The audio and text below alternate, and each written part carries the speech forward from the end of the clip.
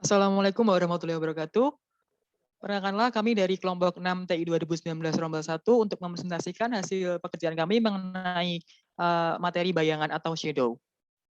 Jadi dari kelompok 6 beranggotakan yang pertama Roni Hamonangan dengan NIM 461114 19191, kemudian ada saya sendiri Medika Bagus Saputro dengan NIM 461114 19109, dan juga yang terakhir ada Cecep Bagus Suryadina Jakarta Temaja dengan NIM 461114 19021.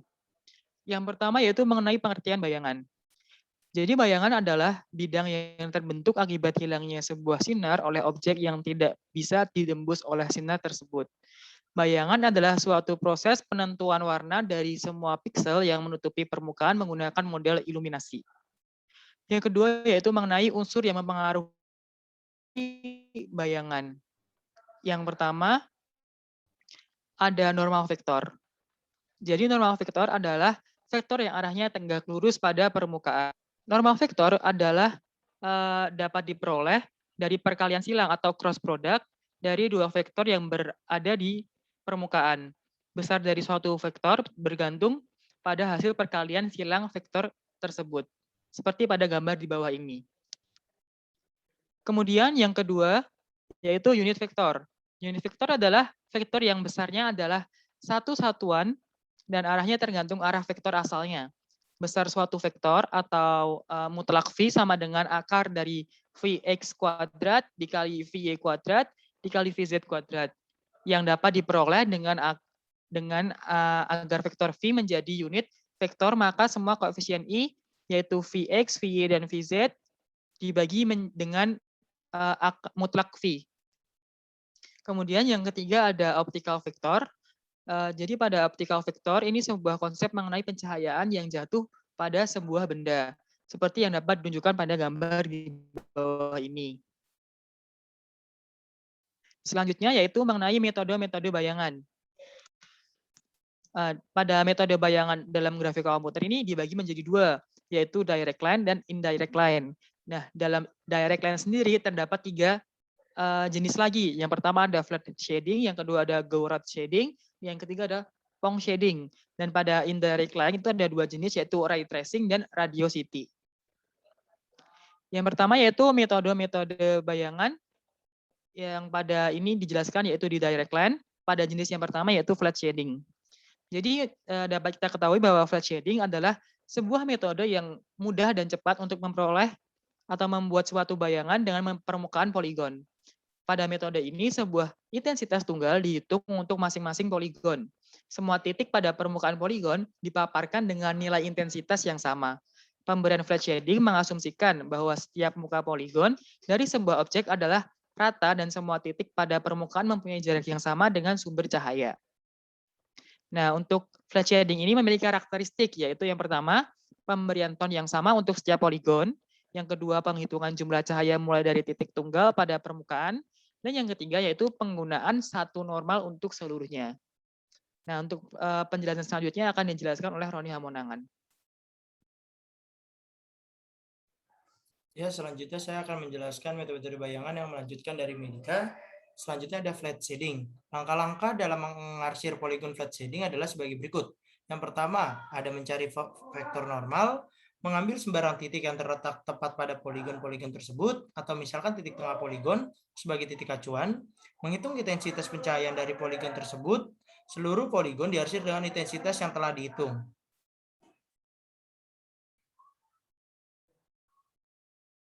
Next, selanjutnya ada ketentuan untuk menghasilkan bayangan yang akurat dalam menggunakan flat shading. Yang pertama, objek berbentuk polyhedra yaitu jaring yang mempunyai ruang sehingga dan tertutup. Yang kedua, semua sumber cahaya jauh dari permukaan objek. Yang ketiga, posisi penglihatan yang cukup jauh dari permukaan. Selanjutnya ada Gouraud shading. Gouraud shading adalah metode rendering sederhana yang digunakan dalam grafik komputer yang berguna untuk mensimulasikan efek cahaya yang berbeda dan warna di permukaan benda. Metode ini merender sebuah permukaan poligon dengan interpolasi linear, yaitu nilai intensitas yang mengenai setiap permukaan berbeda. Warna yang dipantulkan dihitung tiap vertex atau garis, kemudian secara halus diinterpolasikan.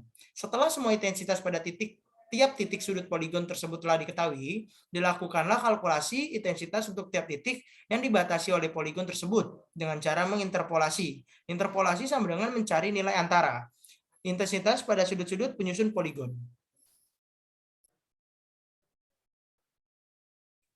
Growth shading ini salah satu contoh dari gambar yang menggunakan prinsip interpolasi intensitas. Sebagai contoh gambar di bawah ini.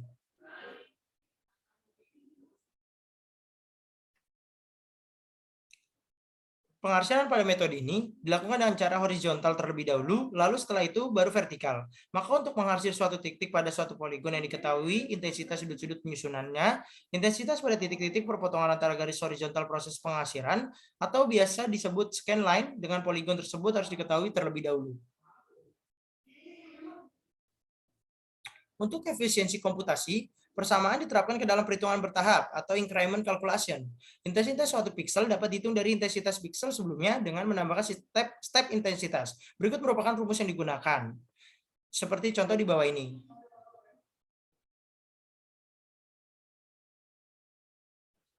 Sampai saat ini, pengarsiran suatu objek masih memberikan kesan yang terkotak-kotak seperti pada flat shading. Hal ini disebabkan oleh titik-titik yang menyusun objek tersebut. Bila ditinjau dari poligon yang berbeda, akan memiliki vektor normal yang berbeda. Dan pada saat pengarsiran akan menghasilkan perubahan intensitas yang drastis, seperti contoh di bawah ini, dengan menggunakan keterangannya masing-masing. Lalu untuk mengatasi hal yang sudah dijelaskan dalam slide sebelumnya, maka vektor normal pada titik tersebut dirata-rata untuk mendapatkan vektor normal yang sebenarnya. Hasil dari metode pengarsiran ini tampak seperti pada gambar di samping, yaitu berwarna bulat lalu memberikan garis pada setiap line.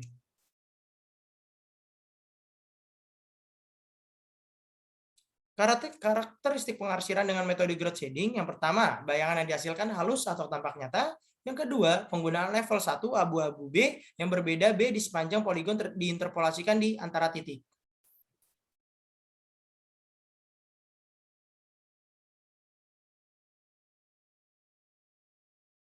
Next.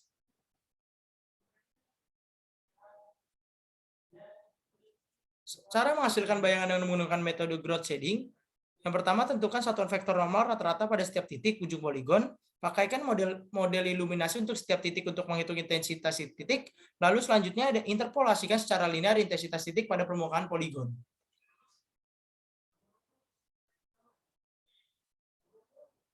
Selanjutnya akan dijelaskan oleh rekan saya yaitu Cecep Bagus Surya Dinata. Oke, baik. Selanjutnya saya akan menjelaskan metode-metode bayangan direct line, yaitu Phong shading. Nah, teknik Phong shading ini mirip dengan teknik sebelumnya, yaitu teknik ground shading. Perbedaannya itu terletak pada saat melakukan interpolasi. Pada teknik sebelumnya, yang diinterpolasi itu adalah intensitas pada titik-titik sudut penyusun poligon yang sebelumnya telah dihitung terlebih dahulu. Namun pada teknik ini, I yang diinterpolasi adalah vektor normal yang telah dirata-rata dari titik sudut penyusun poligon untuk mendapatkan vektor normal pada titik yang akan diarsir dan melakukan penghitungan intensitas pada titik tersebut. Next. Pada Phong shading, penghitungan intensitas akan dilakukan setiap kali mengarsir. Maka dari itu, beban komputasi dari teknik ini akan meningkat drastis daripada teknik sebelumnya. Namun demikian, hasil yang diperoleh akan lebih baik dan lebih maksimal jika dibandingkan dengan teknik yang sebelumnya, terutama dalam perhitungan pencahayaan yang lebih rumit. Nah, untuk prinsip Phong shading sendiri itu bisa dilihat dari gambar berikut. Next. Nah, perpotongan P pada scan line dengan poligon adalah titik A dalam kurung XA YS dan titik B XB YS, dan normalnya adalah NA dan NB. Normal pada kedua titik ini dapat dicari dengan menggunakan persamaan berikut. Persamaannya dapat dilihat di gambar. Setelah intensitas pada kedua perpotongan tersebut telah diketahui, maka intensitas pada titik yang akan diarsir dapat diketahui dengan metode yang serupa dengan metode untuk mencari intensitas pada titik perpotongan tersebut. Untuk efisiensi komputasi, persamaan diterapkan ke dalam perhitungan bertahap, incremental calculation. Dengan teknik ini, perhitungan pencahayaan akan lebih akurat karena setiap titik yang akan diarsir memiliki vektor normal sendiri. Berbeda dengan teknik sebelumnya yang hanya menghitung intensitas pada beberapa titik dan memperkirakan intensitas pada titik lainnya. Nah, untuk refleksi model tersebut dapat digunakan bersama dengan salah satu metode interpolasi seperti berikut. Nah, ini contohnya. Ini contoh wireframe, ini contoh flat shading, ground shading, dan yang terakhir yang paling bawah pojok kanan itu contoh Phong shading. Selanjutnya ada ray tracing. Ya. Nah, ada radio city dan terakhir udah habis. Oke, thanks. Nah, selanjutnya di sini saya akan mempresentasikan tentang perkembangan proyek kami. Pada proyek kami sebelumnya, kami sudah sempat membuat